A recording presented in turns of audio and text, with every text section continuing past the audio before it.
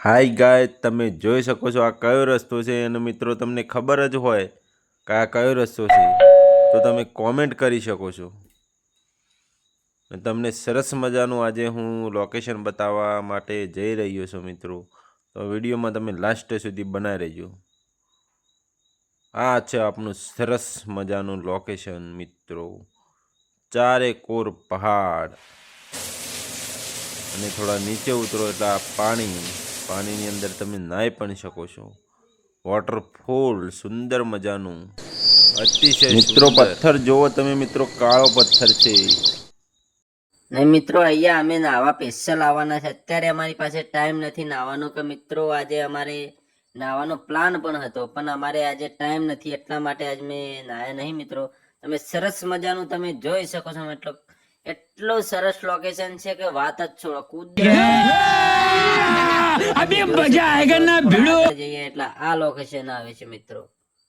क्या बात है सर, क्या बात है सर, क्या बात, ये बात है.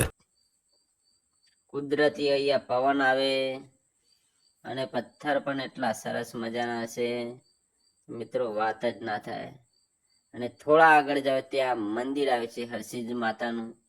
તમે જોઈ શકો છો, તમને બતાવું. જોઈ શકો છો આ મોટું મંદિર છે હરસિદ્ધ માતાનું. આ છે અમારા અજયભાઈ. તમે જોઈ શકો છો આજે અજયભાઈ ફૂલ મોજ કરવાના છે ને અમારા આગળ જઈ રહ્યા છે મુકેશજી. મિત્રો અમે ફૂલ મોજ કરવાના છીએ. કેટલું સરસ મજાનું લોકેશન લાગે છે. પહેલા તમને નજીક રહીને પથ્થર બતાવ્યા, પછી થોડા આ બાજુ થોડા આગળ આવ્યા ને બતાવ્યા. કેટલો ફરક લાગે છે મિત્રો.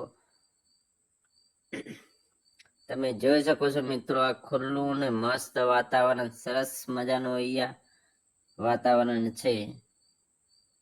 અને તમે જોઈ શકો છો કે આ પથ્થર ઉપર બકડા ચડી ગયા છે અને ત્યાંથી અમે રવાના થઈ ગયા છીએ મિત્રો. અને થોડા આગળ જઈએ તમને થોડું પણ બીજું પણ લોકેશન બતાવી દઈએ.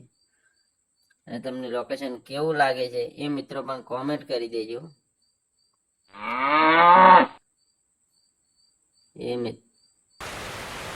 જો પણ બીજું લોકેશન આવે મિત્રો, સરસ મજાનું અહીંયા પણ લોકેશન છે.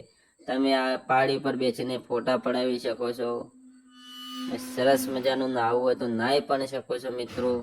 અને ફોટોશૂટ પણ સારું થાય અહીંયા, અને શૂટિંગ કરવું હોય પણ થાય.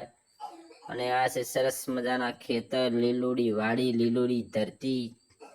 તમે જોઈ શકો છો મિત્રો. આના ખેતરમાં શું વાયુ છે એ પણ કોમેન્ટ કરજો મિત્રો. તમે જોઈ શકો છો સરસ મજાનું લોકેશન, સુંદર લોકેશન. ઝૂમ પણ તમને બહુ કરીને બતાવી મિત્રો. અને જોઈ શકો છો નાના ભૂલકાઓ અંદર ખેલે છે, થોડું રમે છે.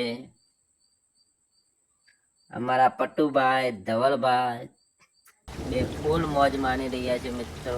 સરસ મજાનું ઠંડુ પાણી આવે અને કોને મન ના થાય પાણીમાં પડવાનું.